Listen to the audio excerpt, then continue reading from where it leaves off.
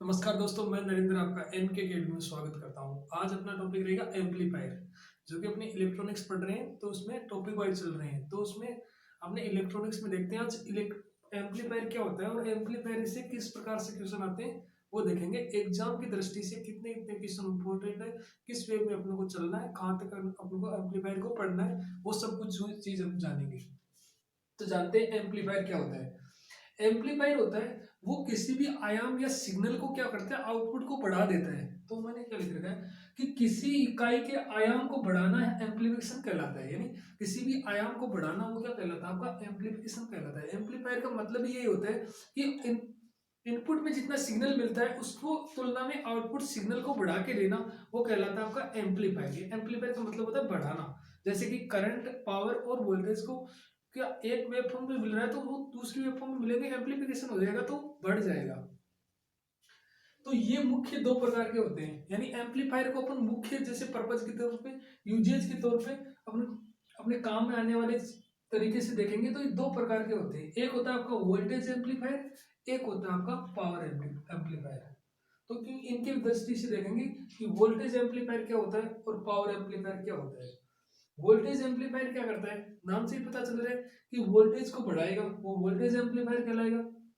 यह वोल्टेज को बढ़ा देता है, यानी वोल्टेज को बढ़ा देगा। और ये क्या करता है, ये पावर को बहुत कम से भी कम होती है, यानी पावर इसके अंदर बहुत कम से भी कम होती है। छोटे सर्किट में एक काम में ली जाती है। जैसे इसका यूज आपका छोटे सिग्नल यानी स्मॉलेस्ट सिग्नल होते हैं उनको एम्पलीफाई करने के लिए आपका वोल्टेज एम्पलीफायर काम में लिया जाता है। और इसकी पावर होती है वो होती है आपकी 500 मिली वाट तक होती है। अब जानते हैं ये हो गया आपका वोल्टेज एम्पलीफायर।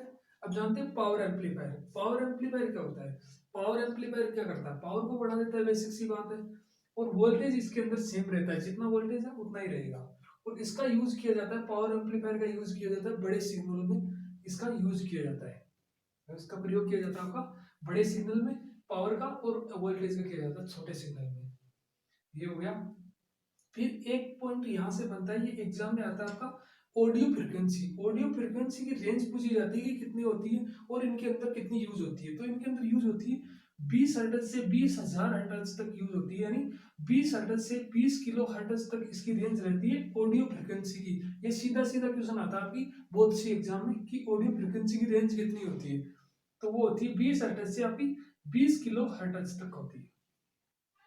अब अपन डायग्राम के थ्रू समझते हैं कि माइक्रोफोन माइक्रोफोन लगा दिया, फिर अपने वोल्टेज एम्पलीफायर लगाएंगे। वोल्टेज एम्पलीफायर क्या करेगा, वोल्टेज को बढ़ाएगा।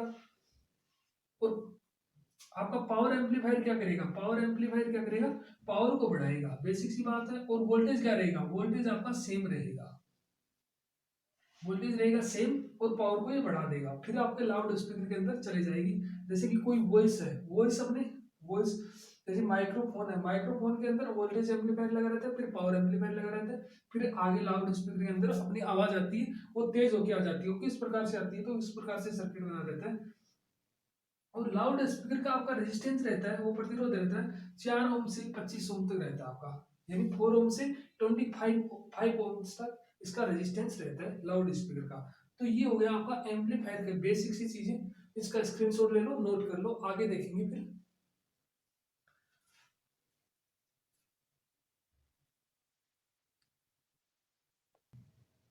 अब जानते हैं वोल्टेज एम्पलीफायर और पावर एम्पलीफायर के बारे में। सीधे सीधे जहाँ से क्वेश्चन बनते हैं अपने एग्जाम की दृष्टि से वो देखते हैं। तो ये हो गया एक साइड में आपका वोल्टेज एम्पलीफायर, एक साइड में हो गया आपका पावर एम्पलीफायर।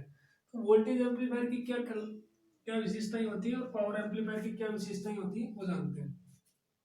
तो अपना फर्स्ट पॉइंट है बीटा का, बीटा बराबर हाई। यानी वोल्टेज एम्पलीफायर के अंदर आपका बीटा हाई होता है और आपका पावर एम्पलीफायर के अंदर बीटा बराबर लो होता है, आपका कम होता है। और ये सेकंड नंबर का पॉइंट आपका जेड, यानी इंपीडेंस लो होता है इसका वोल्टेज एम्पलीफायर का, और पावर का जेड इनपुट आपका हाई रहता है। और आपका इंपीडेंस है वो वोल्टेज एम्पलीफायर का हाई रहता है, और आउटपुट का इंपीडेंस पावर का लो रहता है।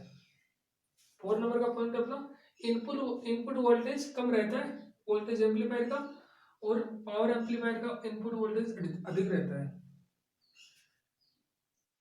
और वोल्टेज एम्पलीफायर का नेक्स्ट पॉइंट अपना आउटपुट पावर कम रहती है, और पावर एम्पलीफायर के अंदर बेसिक सी बात है आउटपुट पावर अधिक ही होगी। और 6 नंबर का पॉइंट अपना आरसी कपलिंग वोल्टेज एम्पलीफायर के अंदर यूज करते हैं और ट्रांसफार्मर कपलिंग आपकी पावर एम्पलीफायर के अंदर ट्रांसफार्मर कपलिंग का प्रयोग करते हैं। और नेक्स्ट पॉइंट अपना इंपॉर्टेंट पॉइंट है, दोनों के प्रतिरोध को बराबर करने की प्रक्रिया को इंपीडेंस मैचिंग कहा जाता है। इंपीडेंस मैचिंग की परिभाषा कहीं से भी आ सकती है, ऑब्जेक्टिव में सीधा सीधा क्वेश्चन बन सकता है और पूछ सकता है कि इंपीडेंस मैचिंग किसे कहते हैं। तो ये कहते हैं दोनों के प्रतिरोध, दोनों के मतलब वोल्टेज एम्पलीफायर और आपका पावर एम्पलीफायर दोनों के प्रतिरोध को बराबर करें तब जाके बराबर करने की प्रक्रिया होती है, वो कहलाती है आपकी इंपीडेंस मैचिंग। अब यदि इन दोनों के प्रतिरोध को बराबर बराबर होंगे तभी पावर एम्पलीफायर लाउड स्पीकर पर अधिकतम पावर ट्रांसफर कर पाएगा, क्योंकि लाउड स्पीकर पर अधिकतम पावर तभी ट्रांसफर होगी जब दोनों की ये या इंपीडेंस मैचिंग है वो बराबर होगी। और उनकी जैसे कि मैंने देखा है कि आपका पावर एम्पलीफायर यहाँ पे लगा और लाउड स्पीकर यहाँ पे लगा, तो इसका पावर एम्पलीफायर का आपका रेजिस्टेंस है वो 100 ओम है आपका, और इसका लाउड स्पीकर का 4 से 25 ओम। तो इसके लिए अब क्या करेंगे, इंपीडेंस मैच करने के लिए यहाँ से यहाँ इंपीडेंस मैच करने के लिए क्या करेंगे, ट्रांसफार्मर का यूज करेंगे जिसके थ्रू आपका इंपीडेंस मैच हो जाएगा। तो यहाँ पे अपन बीच में एक ट्रांसफार्मर कपलिंग लगाएंगे, ट्रांसफार्मर का यूज करेंगे। यानी ये हो गया आपका वोल्टेज एम्पलीफायर और पावर एम्पलीफायर के मोस्ट इंपॉर्टेंट क्वेश्चन। तो इसको नोट कर लो और ध्यान से देख लो। आगे देखेंगे फिर पावर एम्पलीफायर की क्लासिफिकेशन करेंगे आगे। ये हो गया आपका पावर वोल्टेज एम्पलीफायर और पावर एम्पलीफायर।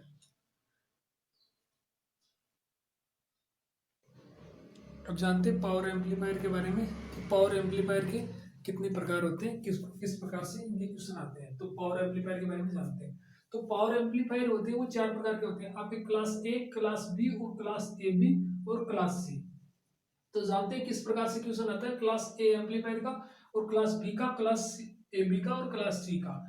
यानी इनका वर्गीकरण किस प्रकार से करते हैं, क्लासिफिकेशन किस प्रकार से करते हैं, इनके अंदर करते हैं कि वेवफॉर्म, आउटपुट की वेवफॉर्म के आधार पर करते हैं कि आउटपुट की वेवफॉर्म की कितनी वेवफॉर्म अपन को प्राप्त हो रही है, उस हिसाब से अपन वर्गीकरण करते हैं। जैसे कि जानते हैं फर्स्ट अपना पॉइंट है क्लास ए का, इनपुट व आउटपुट समान होता है, पूरे पूरे साइकिल अपन को प्राप्त होती है, 360 डिग्री तक आउटपुट प्राप्त होता है। ये होता है आपका क्लास ए एम्पलीफायर के अंदर। क्लास बी एम्पलीफायर के अंदर 180 डिग्री तक ही अपन को आउटपुट प्राप्त होता है, जैसे कि आपको यहाँ पे दिखाई दे रहा होगा, यहाँ पे 180 डिग्री तक ही आपको आउटपुट प्राप्त हो रहा है। ये इनपुट है, ये आउटपुट है, ये इनपुट सब में समान रहेगा और आउटपुट देख लो, आउटपुट इसमें पूरा प्राप्त होगा आपका, ये 180 हो गया, यहाँ पे 360 हो गया, यहाँ पे पूरा प्राप्त होगा।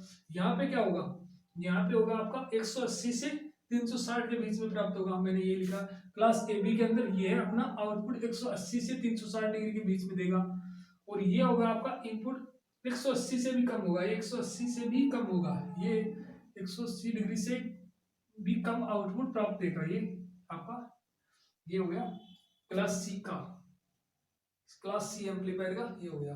तो ये हम लोग ये लिख रखा है मैंने कि इनके आउटपुट वेवफॉर्म किस प्रकार से प्राप्त होगी और वेवफॉर्म का ये डायग्राम है।